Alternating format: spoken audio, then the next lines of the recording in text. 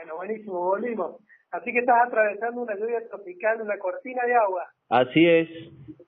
Todo el día de hoy, acá en Posadas, Misiones, tuvimos que vérnosla con una tormenta tropical muy fuerte y por lo que estuvimos viendo y cruzando información con otras personas, en varios puntos del país se habló de la tormenta de acá, fue muy fuerte. Así que por eso es que a veces las comunicaciones están un poco dificultadas.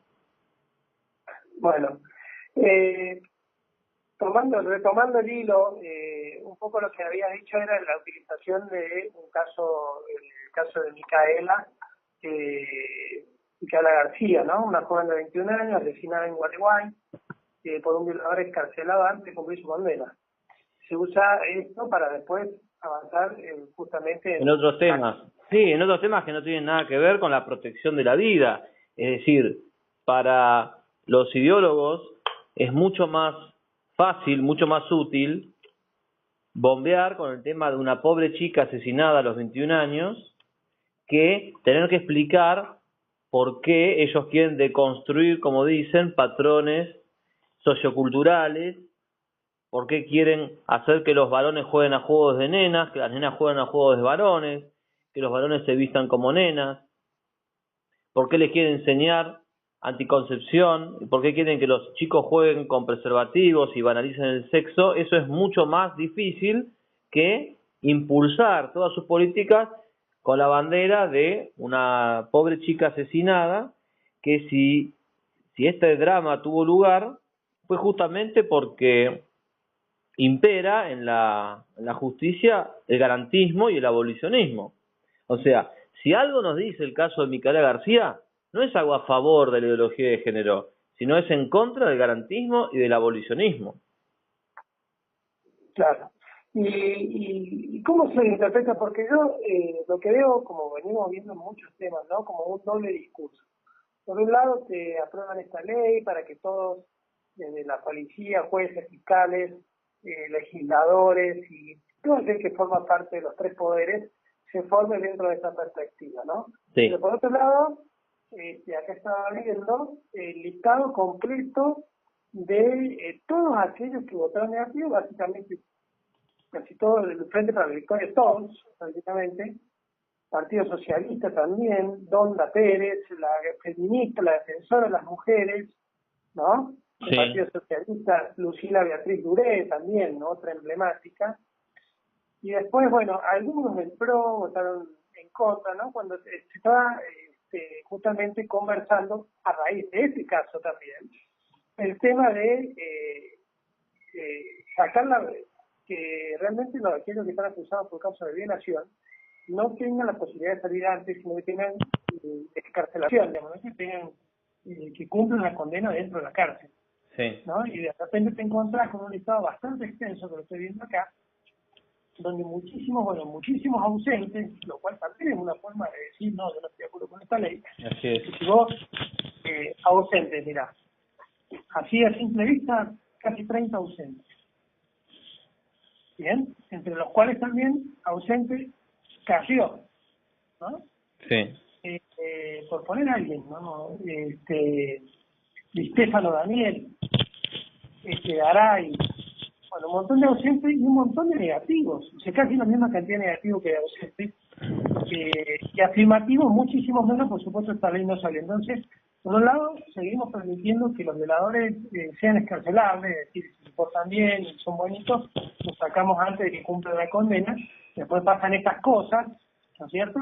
Y después venimos con esta paparruchada, por no encontrar una expresión más acorde. Sí, acá hay varios temas que puntualizar. En primer lugar, para mí hay un pensamiento bastante mítico que está probado que es falso. O sea, legislar y decir que queremos proteger a la gente no protege a la gente. Hablar de que hay que proteger a la gente no protege a la gente. O sea, acá hay políticos, casi todos, que se llenan la boca con el tema de la protección de la ciudadanía, con la protección de las mujeres, con la protección de ciertos bienes, pero eso no hace que esos bienes queden protegidos. Es decir, acá es donde, por un lado, las ideologías muestran sus límites de explicación, porque los mismos que están en contra de penas más duras para los delincuentes, son los mismos que protestan cuando esos delincuentes le quitan la vida a Micaela García. Y vos recién mencionabas a Victoria Donda, ¿verdad? Entre la lista que decías. Exacto. Bueno, es la misma que acaba de justificar y de defender a su esposo, que escribió un texto absolutamente perverso, un texto propio de un degenerado, sobre una estimulación sexual que le produce supuestamente su hija de 9 años.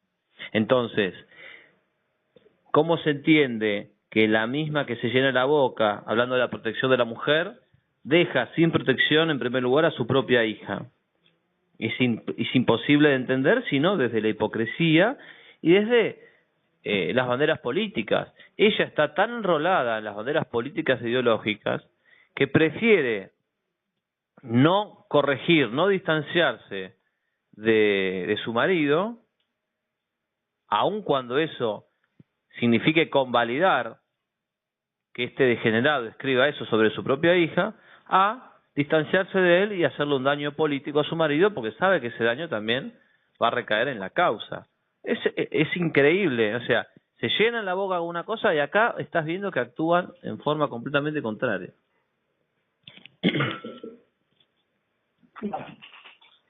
Sí, invito a la audiencia que lea la nota de Mario, ya no recuerdo bien el nombre, pero sí me acuerdo de la nota. Pablo Marchetti, Pablo Marchetti, así, con doble T. La nota es repugnante. Sí, la nota es repugnante. Sí, la vi. Terrible. Bueno, Pablo Marchetti era director o lo sigue siendo, del diario Barcelona, ¿no? Exacto. Sí, todo cierra. Un diario que se caracteriza por su irreverencia y por su blasfemia.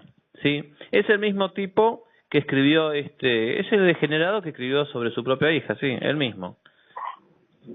Ajá. Y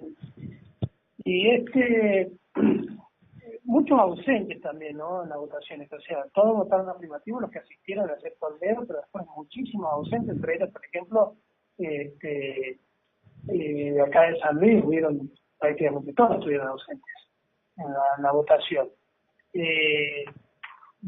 Esta gente que se ausentó, ¿cómo hay que interpretarlo? ¿Se tomó la Navidad antes o no quieren votar en contra para no quedar después,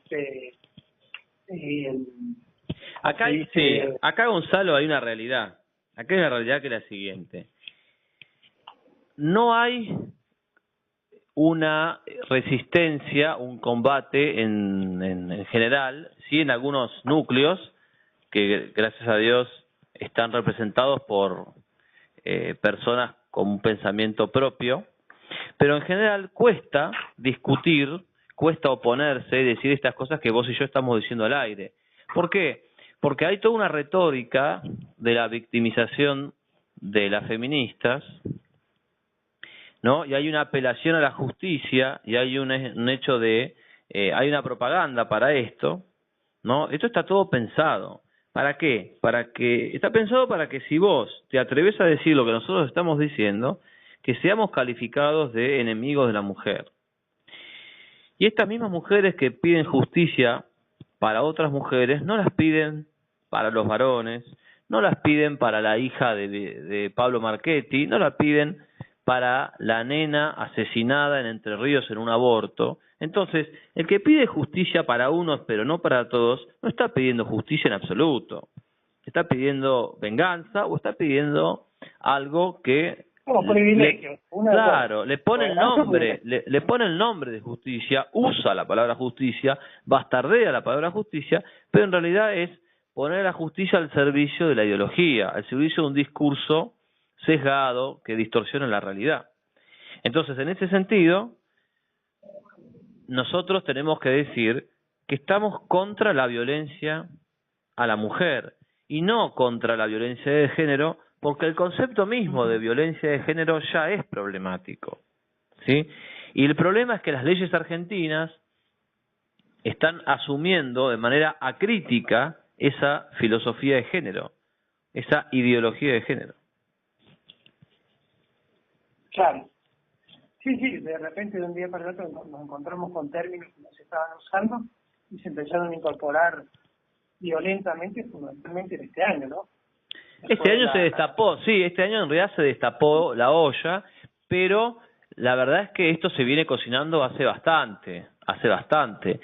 Y esto también fue denunciado, Gonzalo, fue denunciado, por ejemplo, en 1994, te estoy hablando hace 24 años, por la revista Memoria, él denunció, por ejemplo, en ese momento la ideología de género. Después, en 1999 y 2000, la revista Cabildo. A partir del 2001, Notivida, el boletín de Notivida. Es decir, hay un montón de denuncias que ya llevan 20, 25 años y hay muchas personas que esto lo denunciaron. Entonces, está muy bien que ahora la gente reaccione contra esto, pero tenemos que también buscar esas fuentes antiguas, porque en esa gente que vio el problema hace mucho, esa gente tiene la solución. Acá lo que hay que hacer es animarse a una discusión profunda sobre los conceptos. O sea, acá nos están vendiendo conceptos falsos que tenemos que rechazar. Y más allá si la ley se aprueba o no, no pueden cambiarnos la cabeza. Eso es lo más importante, que no nos cambien la cabeza, porque las leyes tienen como vos sabes muy bien, un valor pedagógico.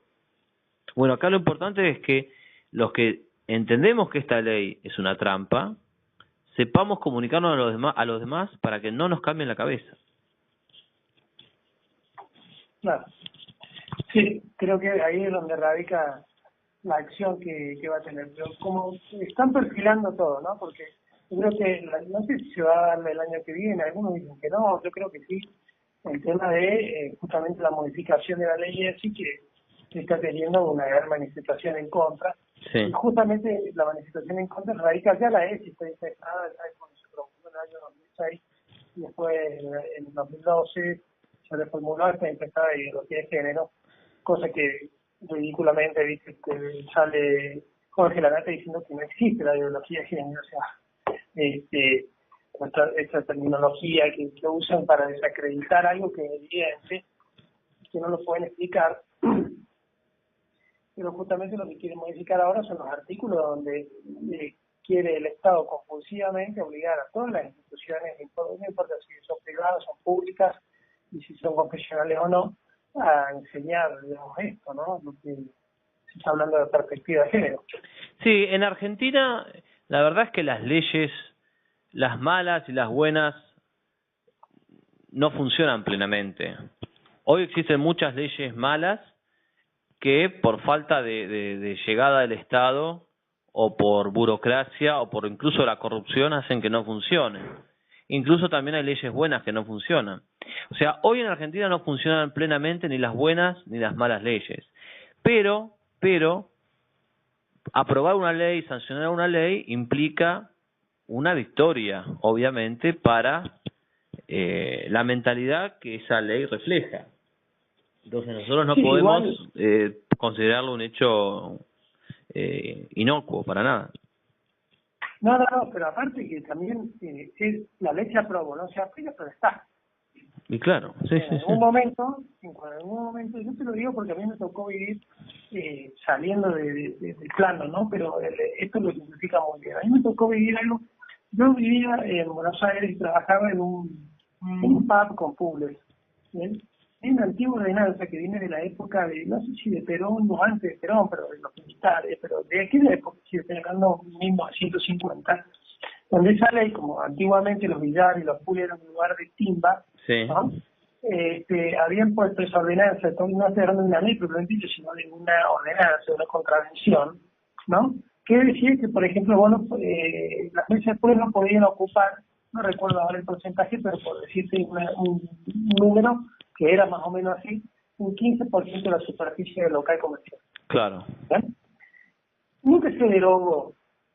Bien, entonces en un momento con un amigo hicimos un emprendimiento en Buenos Aires y teníamos un bar que para ir a tomar algo, no precisamente de timba ni nada que se le parezca, porque los pude después empezó a ser no sé si deporte, pero un juego popular, ¿bien?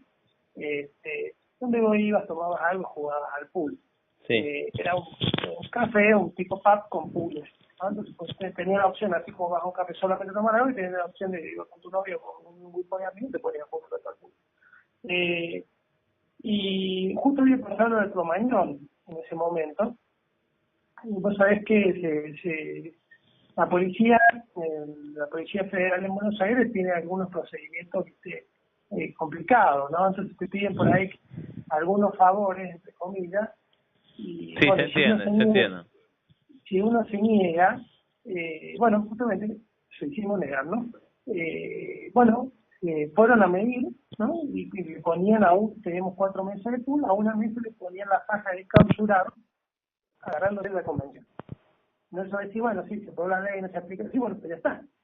Es decir, en cualquier momento, cuando se le ocurra, cuando se convenga, cuando tengan intención de realmente aplicarla, la van a aplicar porque la ley ya está. ¿Se entiende? Sí. Entonces yo creo que por eso coincido con vos que no es inicuo que se vayan aprobando estas leyes, ¿no? No, por supuesto que está mal que se aprueben estas leyes, porque también está mal el procedimiento por el cual se aprueban, que es el procedimiento numérico, ¿no? Es la tiranía del número. Es decir, vos esto obviamente lo sabes perfectamente, pero lo recordamos a la audiencia, vos pensás que la vida de los inocentes estuvo dependiendo del hecho de que unos 70, 75, 80 senadores votaran una cosa o la otra. Es decir, la vida del inocente no puede depender del valor numérico. Un inocente es un inocente. No sea o no rechazado el aborto por mayoría. Entonces, acá hay varios problemas. El problema de fondo es este que estamos señalando. Estamos sometiendo la justicia de una acción al número. Y el segundo problema es que, como decís vos, no se cumplen las leyes, ni las malas ni las buenas.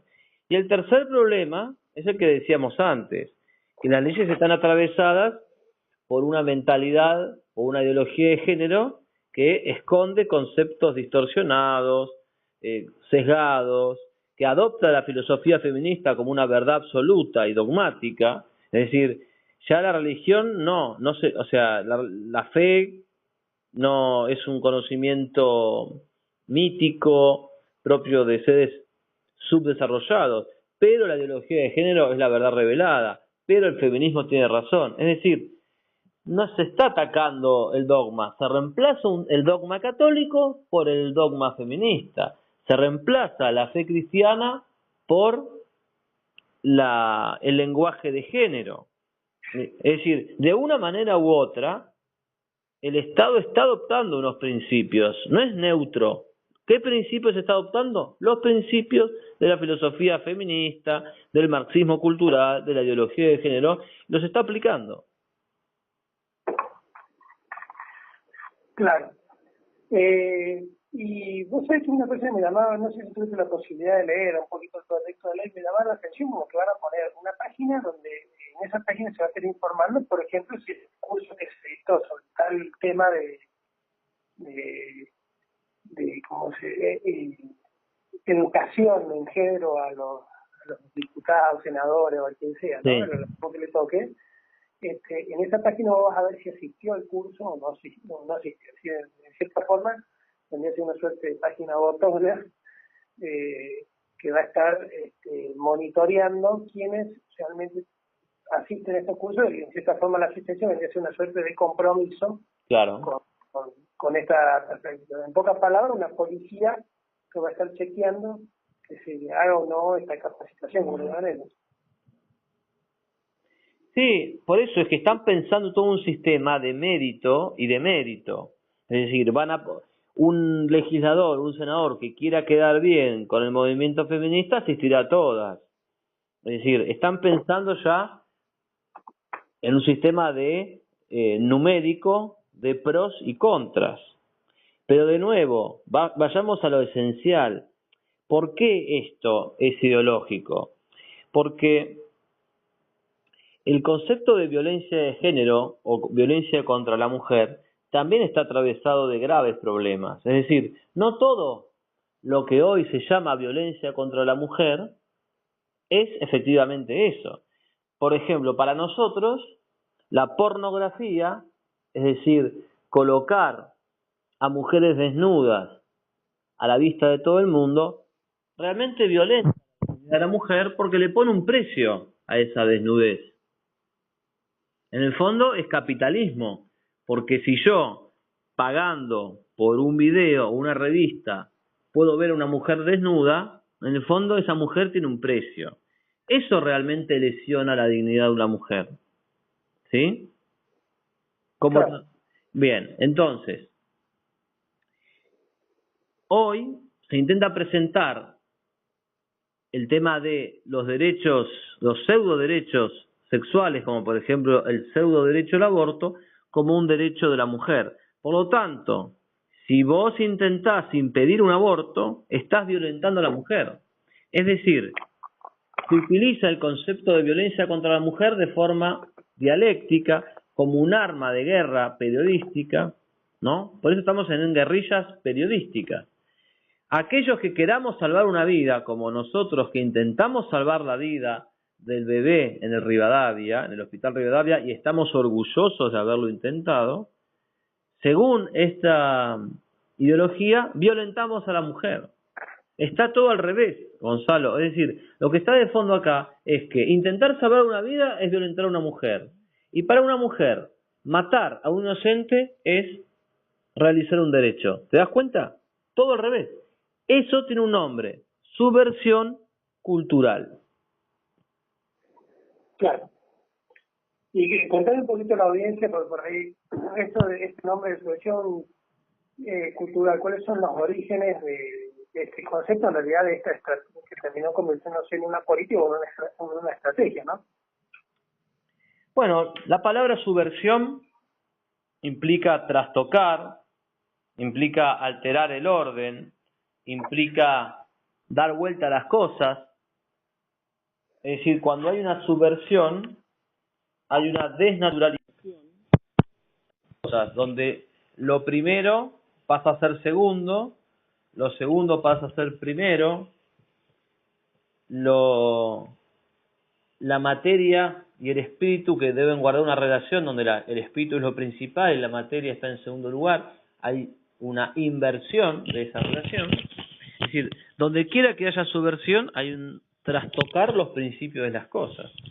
La gente suele relacionar subversión con lo político, con una bomba, con terrorismo, y por supuesto que eso es subversivo. Pero la subversión en su llamémoslo así, en su puridad, es más mental que social, es más espiritual que material. La primera subversión no se da en la calle con la bomba, se da en la universidad con el profesor. Y esto es lo que tenemos que ver. Es mucho más subversivo un profesor desde la universidad que un piquete que interrumpe el paso, la circulación de los autos. Claro. Es decir, ¿y por qué esto es subversivo? Porque esto implica dar vuelta a las cosas.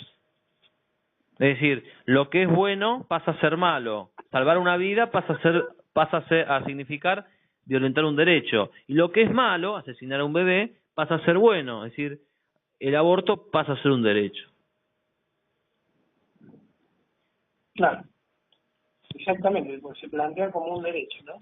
Por eso es que esto lo que estamos asistiendo es a toda una avanzada conceptual donde el terreno de lucha es la mente de la gente, la arena de combate es la inteligencia. El rey, es un poco lo que se habla sí, de ingeniería social, digamos. Exactamente, es como decís vos, una reingeniería, es decir, un inventar, un crear, un armar otra sociedad, otro hombre, otra mujer. ¿A partir de qué? A partir de afirmaciones absurdas como por ejemplo que no tenemos una identidad sexual definida, que nos construimos a nosotros mismos, que el aborto es un derecho, que existe un sistema de opresión omnipresente, el patriarcado, etcétera. Todo eso son afirmaciones absurdas, pero que luego se establecen como punto de partida y se aplican con una lógica implacable en las leyes y luego en normas de menor jerarquía. Estamos viviendo la tiranía de el género, no es ya no es ideología de género, es despotismo de género. Parece que, bueno, hay muchísima tela para cortar y un largo camino para recorrer, ¿no, Carlos?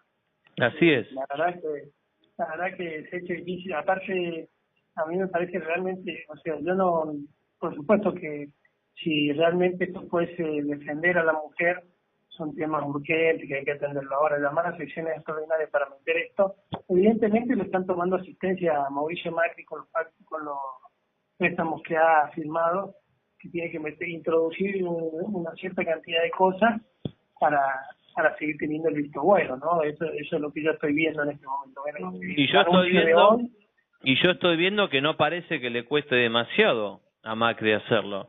No se lo ve atormentado por estas exigencias. Al contrario, parece que él va rápidamente a cumplirlas. Él está... Es una apreciación personal mía. Sí. Creo que él, si no lo conocía, digamos, a esta mirada, porque en definitiva, en el trasfondo de todo eso está, y yo lo hemos anunciado varias veces, el tema del control de la población mundial. Sí. Que llamémosle control, que en realidad significa bajar el índice de natalidad para que haya menos, dentro de unos años, haya menos pobladores en el mundo y hasta llegar al número más o menos que ellos calculan que tiene que ser correcto. Claro. ¿No? Sí. Ese es el objetivo real. Hoy justamente estaba viendo una estadística en España. La población española se redujo en un 25%. Y uno diría, bueno, pero si miro las estadísticas de cantidad de habitantes, ese número no se condice, ¿no? Con esto que estamos tan acostumbrados a escuchar porcentajes y cifras que ya nos marean, sí. Pero uno ve un poco los números y dice, bueno, no se condice esto que uno dice que bajó la población española un 25%. Pero justamente quien visibilizaba esto decía, no, uno ve los números fríamente, o sea, solo como número, y uno diría, sí, no bajó, se sigue manteniendo estable, ¿no? Sí. Pero después, si justamente acá está el dato clave de esta estadística, es que no bajó, porque en realidad sí bajó los nacimientos de españoles, pero se mantiene constante por los inmigrantes. Es decir, los inmigrantes sí siguen teniendo hijos, claro, pero la población de origen, es decir, el español propiamente dicho, es la que está siendo reducida. Es la que está siendo reducida. Si había un 25% realmente de él, desde que se aplicó la ley del aborto y todas estas políticas se están implementando, y están mucho más, ha profundizado mucho más en España que lo que se ha profundizado ahora acá en Argentina, ¿no? Entonces vos tenés ese número, porque uno dice, ¿dónde está la disminución de la población? Si sigue teniendo 50 millones o más o menos que lo que tiene España.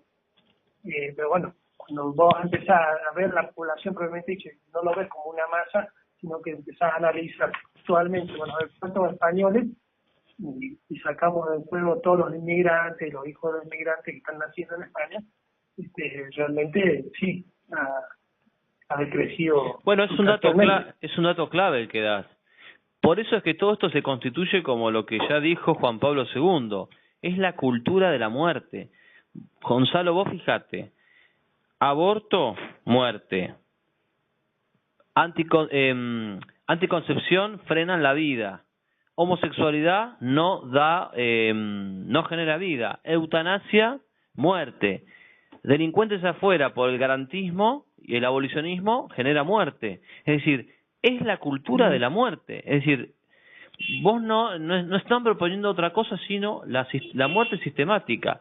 Y lo peor es que ya se empiezan a sacar la careta, porque antes, por lo menos el aborto, lo intentaban imponer con el argumento de que, bueno, por favor, esa chica violada, esa chica de 11 años, pero si vos te fijás los discursos de los senadores y diputados, hay por lo menos dos que ya dijeron este año que el tema del aborto no tiene nada que ver con la mujer violada, sino con lo que Pino Solanas, por ejemplo, llama el derecho a gozar.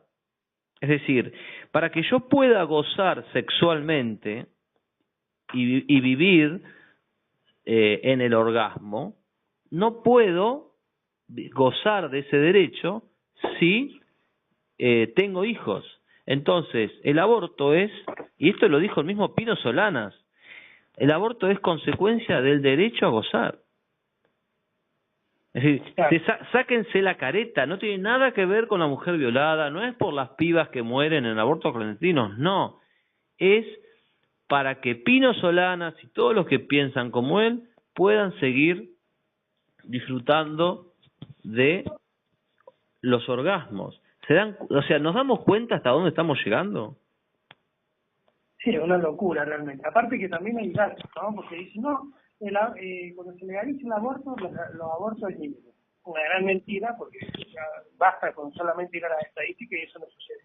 Lo hacemos con las chicas abusadas y violadas, con las madres de maternidad prematura. Te vas a los datos donde se aprobó hace unos años, muy poco, en Uruguay, y resulta que el último informe, que es un escándalo directamente, motivo por lo cual abortaron de los 9.900, casi 10.000 abortos que se practicaron en el año 2016, que es el último dato que hay, en 2017 lo están cerrando ahora, menos del 1%, 0,8% fueron por casos de malformación, es decir, un feto que viene mal formado que pone en la vida de la madre, o violación. O sea, el 99,2% es porque sí. Es algún tiene. Por eso estamos... Eso lo encontrás en la página del Ministerio de Salud de Uruguay, no es que tenés que hacer un trabajo de inteligencia. Sí, no, lo dicen ellos mismos. Sí. Por eso es que esto acá se demuestra que eran pretextos, que eran excusas, que eran argumentos de guerra que se utilizaban porque en el momento, hace años, la sociedad argentina tenía una aceptación del aborto mucho menor. Entonces, no se podía proponer lo que hoy Pino Solanas dice impunemente. ¿Por qué?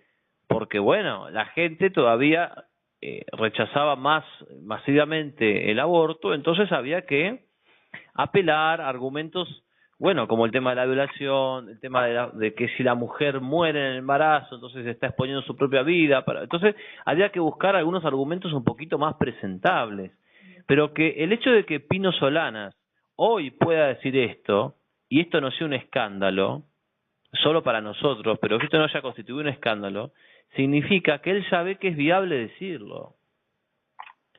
La misma Lucrecia Martel, la cineasta abortista, en uno de los debates, dijo directamente, la mujer tiene derecho, y la cito textual, tiene derecho a eliminar una vida humana. O sea, ya ni siquiera están diciendo que no es vida, no, ya está, ya te reconocen que es vida y te dicen tiene derecho.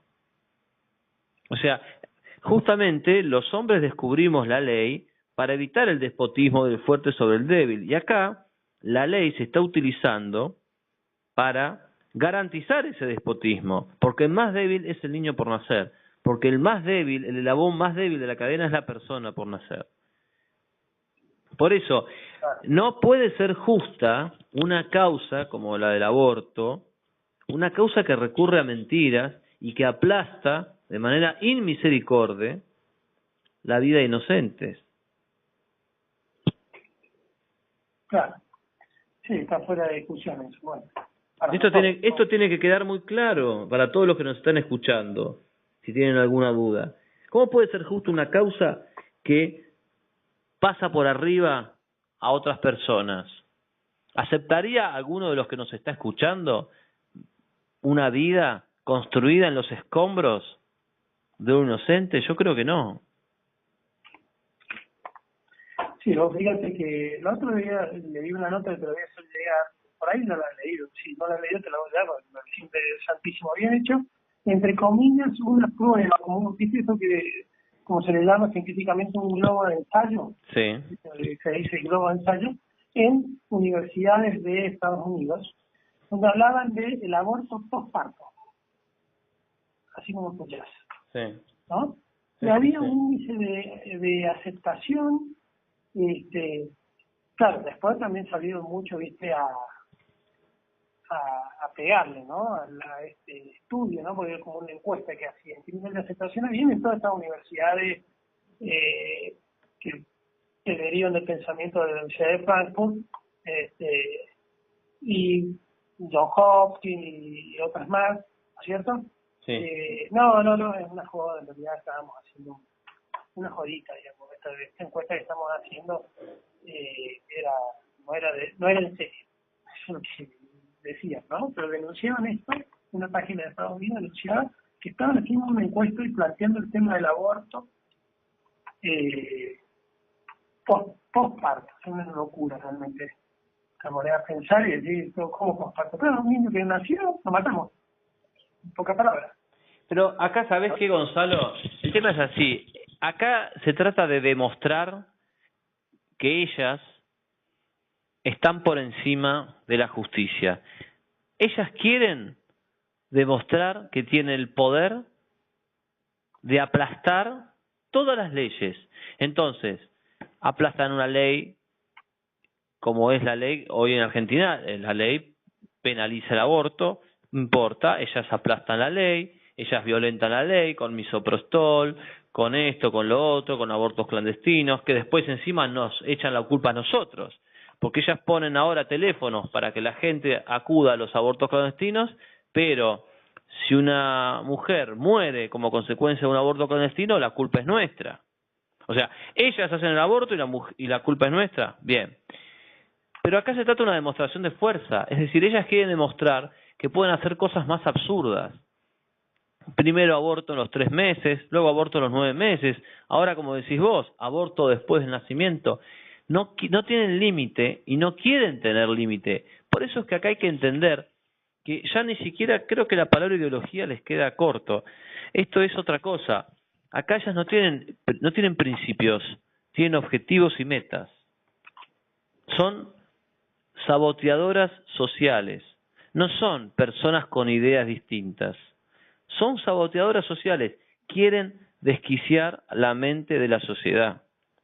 ¿Por qué? Porque propulsan, impulsan, promueven el absurdo. No tiene ningún sentido. Lo único que tienen es fuerza. Y quieren vivir de esa fuerza. Y además se mueven en el terrorismo, en el hecho de causar terror a través del miedo que pueden hacerle sentir a la población. ¿Por qué? Porque han desarrollado un aparato de prensa, de propaganda, que si vos te opones a ellos, te atacan, te escupen, te destratan, hablan de vos en todos los medios y te hacen, te dan duro con eso. Es decir, el feminismo, el abortismo, necesita, Gonzalo, los feministas, los abortistas necesitan impulsar el miedo, necesitan generar miedo, viven del miedo. Como no pueden convencer a la gente de lo que dicen, porque es absurdo, necesitan persuadirlos de que se callen, porque si no, le vamos a caer encima. Eso es terrorismo mental. Y si es impulsado del Estado, es terrorismo de Estado. El terrorismo de Estado no es solamente lo que la Unión Soviética hizo con los rusos, de secuestrar gente, de capturarla, deportarla. No, el terrorismo también se da cuando es mental. Y acá hay un terrorismo. Esto causa terror. Por eso es que tenemos que oponernos a esto. Y no podemos contentarnos con mandar WhatsApp, con escribir cosas en Facebook. Tenemos que pasar también a la acción, Gonzalo. De eso estoy totalmente de acuerdo, ¿no? Totalmente de acuerdo. Poco a poco la gente se va aprendiendo, ¿no? Pero al principio costó. Yo creo que, por ejemplo, en el caso de la discusión de ley del aborto, hasta el debate de diputados era tibio, que del otro lado tenía, o sea, la gente que está promovida, que tiene organizaciones que también impulsan esto y todo lo demás, veía, se movían, había una gran mayoría callada, ¿no? Espectadora. Después que salió la media sanción, ahí pudimos presenciar realmente un despertar, por decirlo de alguna manera, porque pensaban que no iba a salir, no sé realmente qué es lo que aquella persona que no adhiere y que dice no, esto está mal, pero bueno, tampoco se arremangan la camisa, por decirlo de alguna manera. Bueno, por ahí cuando vienen los sacudones, ahí donde realmente la gente empieza a actuar, ¿no es cierto? Así es. Y además de eso, yo, bueno, a raíz del programa radial, está, entre comillas, obligado a estar un poco actualizado de todo lo que va sucediendo, o por lo menos es la idea si uno quiere ser un poco crítico, objetivo y seguir como vienen aconteciendo la agenda. Pero vos sabés que también tergiversan terriblemente la información, ¿no? Porque, por ejemplo, un caso también muy sonado, ahora con el tema del Me Too, el caso de Arte con la denuncia de violación, que ya no estamos hablando de acoso, estamos hablando de violación, se fue a Brasil, ¿no? Porque él es nacido en Río de Janeiro.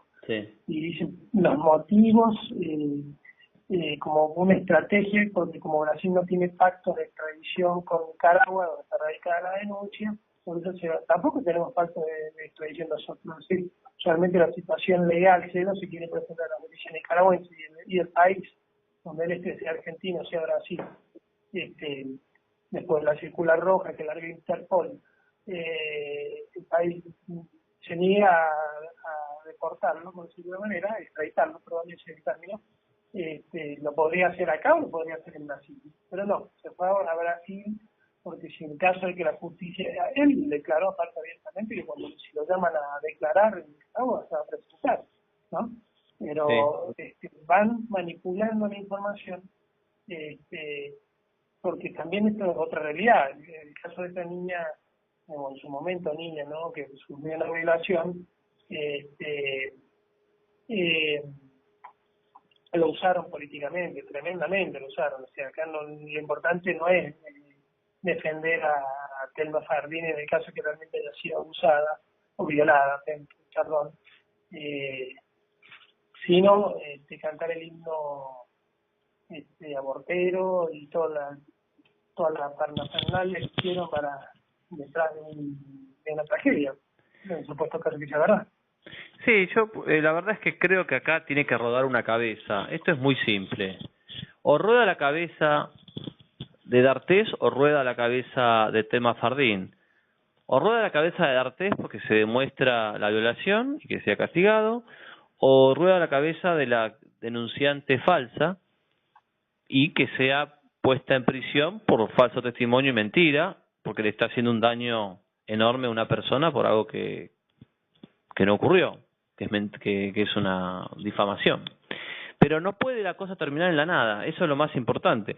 Ahora, yo lo que creo es que... Yo te voy a dar mi opinión, de lo así. Sí, pero te iba a adelantar algo. No, simplemente creo que acá hay una demostración de fuerza, porque evidentemente la atención de las actrices, que son abortistas, que son feministas, no está en la acumulación de pruebas, sino en la denuncia mediática. Ahí pusieron toda la carne al asador. Después si aparece, o sea, ya casi no importa si es condenado o no, si ya fue condenado mediáticamente. Sí, no, yo te voy a anticipar algo. Pero en primer lugar, está muy difícil que lo puedan probar. Por eso estoy diciendo que no sea cierta la denuncia de esta chica. Vamos a suponer, le vamos a dar el beneficio de la certeza, porque ni siquiera el beneficio de la duda le dan a darte, ¿no? Pero cuando sucedió hace 9 años, nunca lo habló con nadie se dio cuenta, todo lo demás, es muy difícil probarlo. Tenemos que decir las cosas como son. Sí. Está muy complicado que realmente puedan probar qué sucedió. Por lo tanto, por lo menos desde la justicia nicaragüense no van a poder dictaminar absolutamente nada, porque está radicada ya la denuncia porque ya sucedió. A eso súmale que es lo que va a suceder, o sea, no debería suceder, que Arte diga, bueno, le voy a hacer un juicio por injuria y calumnia, bueno, en caso de testimonio y todo lo que pueda llegar a entrar dentro de la carátula. Sí. Bueno, Eso lo va a tener que hacer acá en Argentina, porque acá no le tuvo el testimonio. Es No va a pasar verdad. nada. Sí. No va a pasar nada. Sí, sí, ¿No? sí. Porque están en complicidad de esta cosa, o sea, favorecer claramente a un sector y el otro sector, bueno, si no se comprueba, bueno, quedará ahí. Ahora, Así sí, como se sí, comportan. lo que llama la atención es que de alguna manera ella pretende un trato absolutamente desigual, porque, y esto también se ve en las redes sociales, o sea, creerle o no creerle a alguien es una cuestión psicológica, ¿no? O sea, vos me podés creer a mí o no creerme, yo te puedo creer a vos o no creerte o a cualquiera, y en principio creer es un acto psicológico.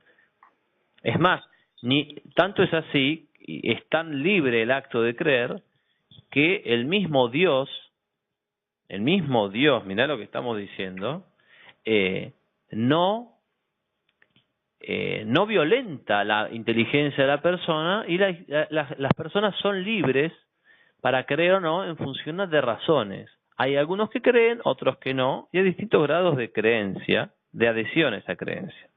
Entonces, a mí lo que me parece más raro es que hay gente que se indigna por el hecho de que no se cree en la denuncia de Telma Fardín.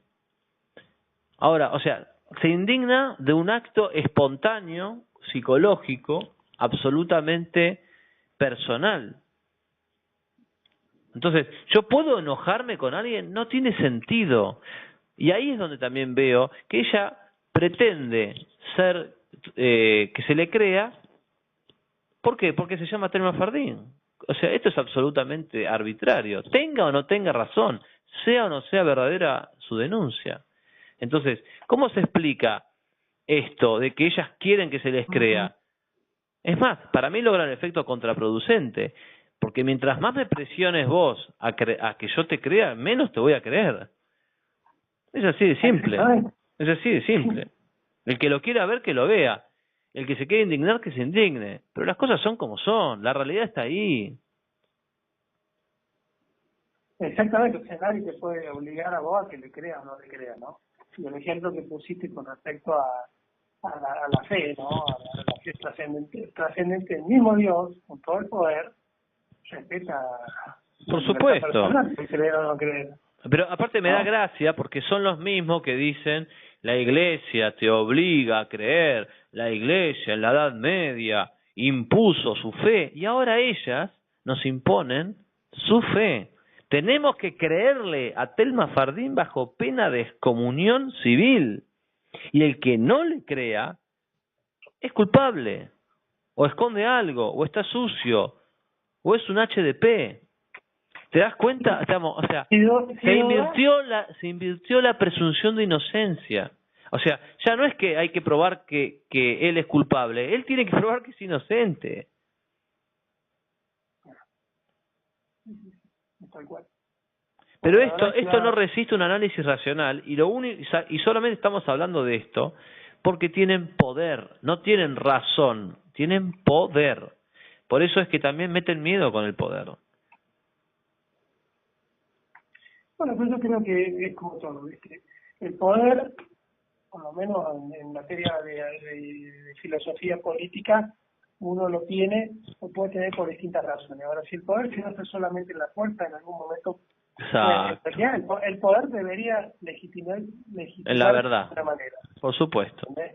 ¿Entendés? Entonces, cuando vos ejercés el poder solamente por una cuestión de tiranía, es decir, porque yo soy más fuerte que vos, porque tengo los recursos económicos, porque también podés, no necesariamente con la violencia, no con la violencia física me refiero, pero por ejemplo, yo soy el presidente de Argentina, con su madre más que tengo todos los recursos de Estado, soy multimillonario, entonces hago lo que quiero, yo promuevo las leyes, voy acá, voy allá, pero llega un momento que se termina, porque después la plata en definitiva es fuerza hasta que yo le estoy diciendo, la verdad me importa muy poco la plata, pero esto no lo tolero más. Entonces ahí se acaba el poder, porque mientras yo desee la plata ejerce el poder sobre él. En el momento que yo prescinda, por eso siempre yo pienso que la libertad radica un poco en eso, ¿no? de no estar atado a las cosas, porque si no, viste, sos esclavo de las cosas, de la plata, de las personas que te pueden dar esa cosa y esa plata. Ahora, cuando vos no la necesitas, me refiero psicológicamente. Claro, sos más libre, sos más poderoso. Sos más libre. Vos podés tomar las decisiones y lo vas a decir realmente. E inclusive hasta cuando, en el caso, por ejemplo, hemos visto casos de martirios de hombres que han muerto por causas nobles y dignas, o por lo menos, más allá que sean nobles y dignas, por convicciones, ¿no? Porque eso de que sean nobles y dignas es una cuestión que se podría analizar. Pero cuando una persona está convencida, lo hemos visto también en el caso de mártires en la persecución del cristianismo. No hay con qué darle, sí. Porque el tipo dice, no, yo creo que hay una vida, que hay un premio después de esta vida, o sea, si me matan, la verdad, no quiero que me maten, porque todos queremos vivir, pero si me matan, entonces ya cuando llega a ese grado de libertad. Sí, inigualable. No, es que, ¿sabes qué pasa también? ¿Sabes qué pasa también, Gonzalo? Pasa esto. Mientras que el poder de la verdad crece minuto a minuto, el poder de la mentira se extingue en cada segundo que pasa. Porque el poder de la mentira es muy fuerte en el primer minuto. Ni bien es pronunciada, genera un impacto, escándalo, todo el mundo hablando de eso. Pero a medida que pasa el tiempo, el mismo tiempo se encarga de ir rebatiendo esa mentira. Y con la verdad pasa exactamente lo contrario. Por eso es que la verdad es inmortal. Por eso es que la verdad es eterna. Y por eso es que todo lo que ellos dicen, estas leyes absurdas, la ley de identidad de género, en el fondo son cosas que el tiempo se encarga de ir mostrando su carácter ilógico. Fíjate cómo hoy la gente ya hace chistes con la ley de identidad de género. Hay un salteño que se cambia de sexo para poder jubilarse antes. Hay un tipo en Chubut que se hace llamar Jessica para jugar al hockey femenino. Es decir, ya nadie le cree a esta ley, nadie la toma en serio. El mismo Lanata, que defendió la ley hace un mes y medio en su programa, se peleó con Florencia de la B por decir que era un varón. O sea, ya nadie les cree. Lo único que tienen es poder, no tienen ni razón ni justicia, tienen poder. Sí, lo de la lata, lo peor que la lata fue antes. Él dijo, no, para mí es un hombre, o sea, nadie le puede obligar a que yo opine que es una mujer. Esa fue la declaración. Claro, tal cual. Sí, sí. ¿Ah? Y se comió un juicio en el INADI, o sea, una denuncia, en realidad, porque el INADI no es un órgano judicial. Sí, sí. Exactamente, pero se comió una denuncia en el INADI. Por más que vos digas, como la narca, viste, que con su fanfarroneada de que la verdad me tiene sin cuidado, sin nada, y bueno, ahora está para allá del bien y del mal, o él quiere estarlo, pero bueno, la denuncia lo tiene, y bueno, tiene que lidiar con eso en su momento, y después él sale haciendo estas declaraciones que la verdad que hablan muy mal de él, porque por un lado era... Es más, él también dijo, con este tema de los cupos, que él no estaba de acuerdo con los cupos. Claro. ¿No? Dice, los cupos en los cargos políticos, y la mitad, acá en San Luis salió la ley hace muy poquito, lo celebraban como un éxito, eso lo promovió Cambiemos, acá en San Luis, y el radicalismo, también ahí dieron parte del justicialismo, porque están peleados los hermanos Rodríguez, entonces bueno, la parte de Adolfo adhirió, la parte de Alberto adhirió, Adolfo no sé cómo venía el pero bueno, salió, ¿no? Propuesta desde la oposición, donde dice, y yo tuve reunido con una diputada provincial, donde contaba con un gran logro, decir, mira, hemos logrado meter el 50% del cupo mantenido. Lo cual a mí, la verdad que el 100% de los legisladores son mujeres, no me molesta para nada, personalmente, pero que se lo ganen ellas, no por obligación, ¿entendés? Porque si no, también le tenemos que dar un cupo al travesti, que le vamos a venir por eso, ¿no? Sí. Vamos a dar el cupo a los que tienen, y en realidad le vamos a tener que dar 112 cupos, porque si hay 112 géneros, vamos a tener que dar un cupo por cada género. Es que acá lo que no se entiende es que hay un principio de demagogia con las mujeres, con los homosexuales, que no tiene límite. Porque además, como estamos también en la Argentina, los políticos primero son oportunistas y después ponen la ideología al servicio de su opción electoral. Porque vos no tengas duda, Gonzalo, que si mañana ser provida y estar contra el aborto fuese un negocio, hay un montón de tipos que saldrían a ponerse el pañuelo celeste. Vos lo sabés perfectamente. Entonces, acá primero hay mucha demagogia y después hay falta de sentido común. A la persona que, si yo voy a FIP, a mí no me interesa si me atiende un hombre o una mujer, me interesa que me atiendan bien, me interesa no hacer una cola eterna, me interesa que no me reboten desde la secretaria del primer piso, entre el secretario del segundo piso. Eso es lo que quiero, entrar, hacer el trámite en 5 o 10 minutos, que me digan los requisitos con claridad y empezar y terminar en el día. Eso es lo que yo quiero cuando voy a una dependencia pública. ¿Qué quiero? Quiero que el Ministerio de Trabajo genere trabajo, no que genere capacitación en género. ¿Qué quiero? Quiero que las calles sean seguras, quiero que los chorros y los delincuentes estén presos. No quiero que los chorros y delincuentes estén libres y que la gente esté presa y tenga miedo de salir. ¿Qué quiero? Quiero que en los hospitales se invierta, que no sean un asco. Quiero que haya comunicación, que haya inteligencia y que haya aptitud para atender a la gente en los hospitales. Entonces, si en vez de invertir en salud, en seguridad, en educación, en rutas, sino en vez de decir, en vez de invertir en todo eso, estamos invirtiendo en género, estamos obrando contra la propia población argentina. Al argentino normal no le interesa la capacitación en género, no le interesa. Y los que estamos un poquito en el tema hace algún tiempo sabemos que hay una mentira ideológica detrás de eso. Pero el argentino normal, el que no está ideologizado, pero tampoco hemos llegado a despertarlo en el sentido crítico, no le interesa la capacitación en género.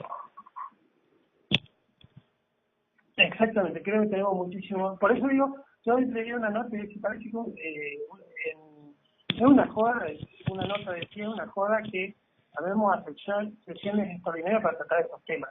La capacitación en género de los legisladores de los tres poderes, con el gravísimo problema económico que hay, que no lo saben cómo corregir. Mirá, esto no es una opinión en el aire, ¿no? Sale una noticia donde dice que el gobierno, como viene haciendo casi todas las decisiones que hace, tiene que hacer marcha atrás, ¿no? El gobierno hizo marcha atrás con los préstamos de inversión para las obras públicas, ¿no? Porque no hay plata. El gobierno salió a pedir nuevamente un crédito de 7.300 millones de dólares. El consumo, noticia de hoy, cayó un 18,6%, lo encontré en el Diario de la Nación, son todos diarios que nos protegen de alguna manera. ¿Bien? Es que uno busca justamente el diario disidente, ¿no? Eso lo está leyendo en Clarín. La tasa de interés de Estados Unidos subió y eso nos va a perjudicar a nosotros el año que viene, que van a necesitar plata porque si no, no van a poder pagar los vencimientos que van a tener. Ni hablar para el 2020. El año que viene van a zafar, el 2020 es un desastre. Entonces no le da por ningún lado, tenemos un montón de problemas, cae el consumo, cierran las pymes. Pero mira, Gonzalo, hoy lo único que está garantizada es la degeneración. Lo único que está garantizado es la ideología de género. Si vos querés seguridad garantizada, no tenés. Si vos querés empleo garantizado, no tenés. Si vos querés salud, no tenés. Si vos querés que haya hambre cero en Argentina, no tenés. Ahora, ¿querés operarte y cambiarte el sexo? Eso el Estado te lo garantiza. ¿Querés semáforos respetuosos de la diversidad? Rodríguez Larreta en Buenos Aires te lo garantiza. Hasta invirtieron en un monumento a Pinocho. En Buenos Aires, vos podés creer para